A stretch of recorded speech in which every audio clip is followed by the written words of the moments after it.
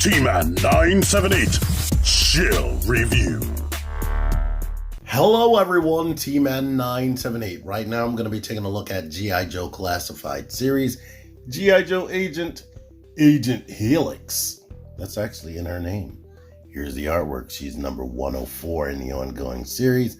And if you're looking at my playlist, things are all over the place. I'm jumping numbers all over the place because I don't own everything and they're releasing these things whenever. Anyway, she is 5.9 inches tall and 150 millimeters. Thank you to Junkie on Crafts and Builds for lending this to me. I didn't get mine yet. I ordered through Amazon and they are dragging ass. Anyway, if you don't know who that is, I'm going to have a link at the end. Not only does he have his own channel, but he's one of my podcast mates on Figure Action Podcast. I have a link to that in the description down there. In every description, we're live every Thursday at 9 p.m. Eastern if you want to hear myself and the rest of the crew talk about action figures. It usually starts with Transformers and then branches off to other wonderful things like this. Any old who, here is Agent Helix, all battle readied out. You can see her hair is like 3-4 different colors of paint right there, mostly black and like blonde, but it's dark right there. She looks pretty. I like the nice yellow outfit. Agent Helix is a brand new character. Well, not brand new. She was a new character added towards like the end of the early 2000s. The odds, I think guess that's what they're calling it. Around 2008, 2009-ish, somewhere around that area. Here she has new gear that the action figure I had, the 3 3/4 inch figure, didn't have. At least I don't remember. I don't remember having these little swords that go on the arm. But I do remember her having 2 guns right here and 2 swords for her back.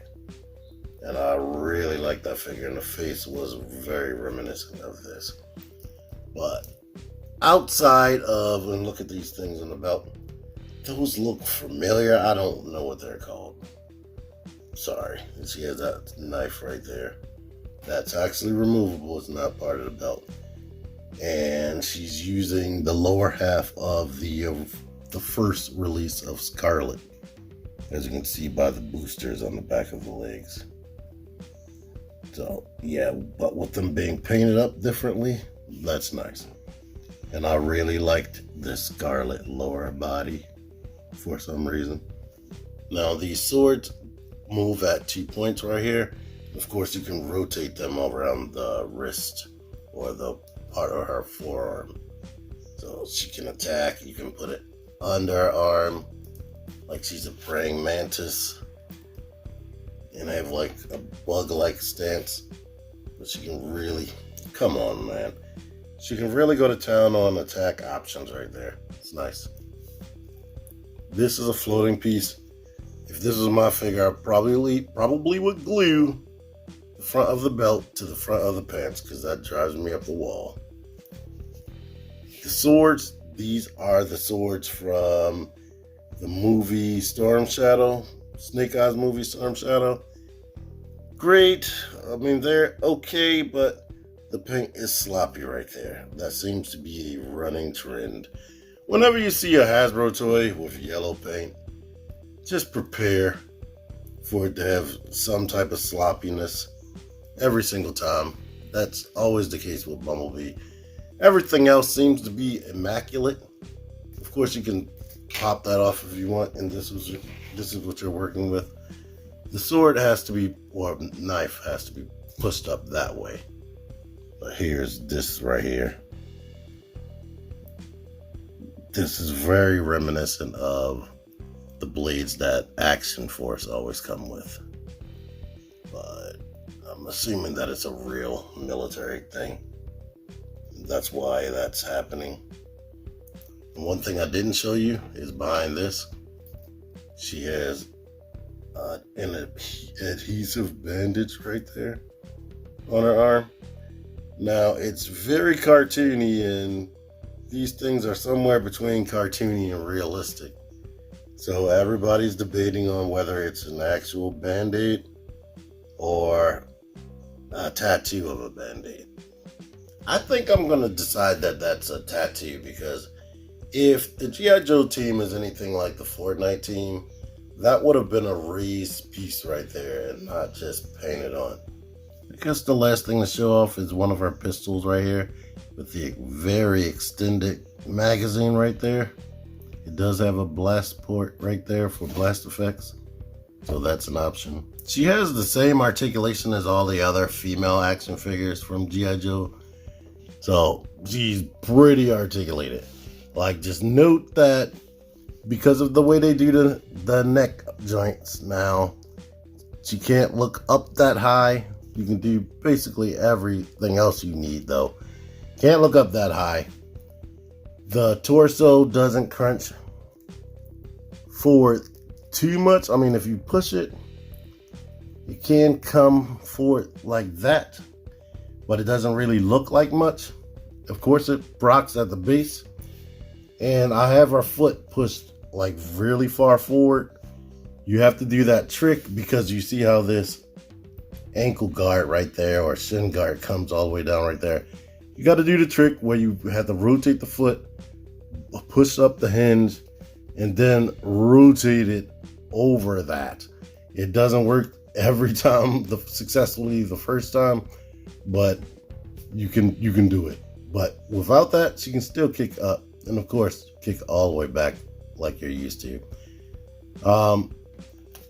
So the only real thing stopping her from being freaking perfect is not coming with extra hands for other stuff, like maybe an additional face.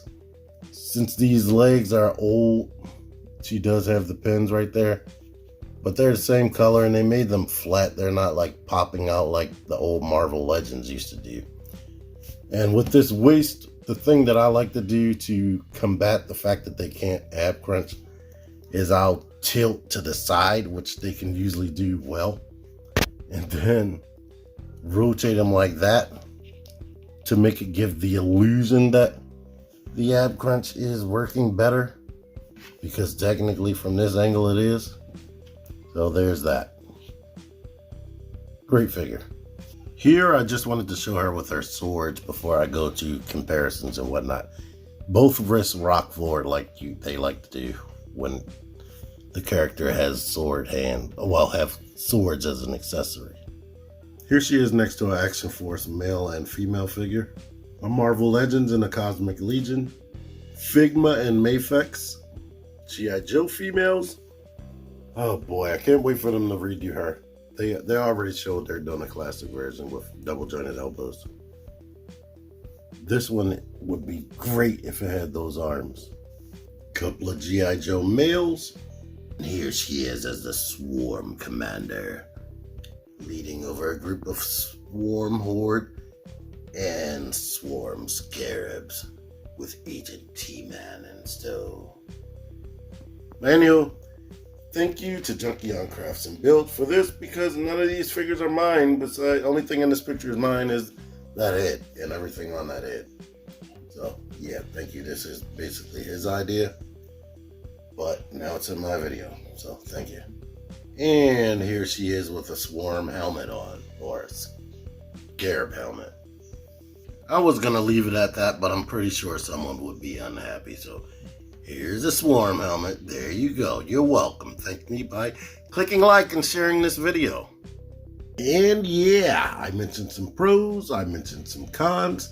If I didn't mention something you think is important, it's because I didn't think it was important. Just remember that. Just because it's important to you, or a major deal breaker, or a major thing that you feel like needs to be mentioned, the person doing the review may not have that thought in their mind at all. I like toys. Thank you for watching. T-Man978 out of here. Figure action. That one's me. Join the Syndicate Toy Hunters Facebook group. Link in the description. Click the videos. Click the videos. You should really click these videos. Click the videos.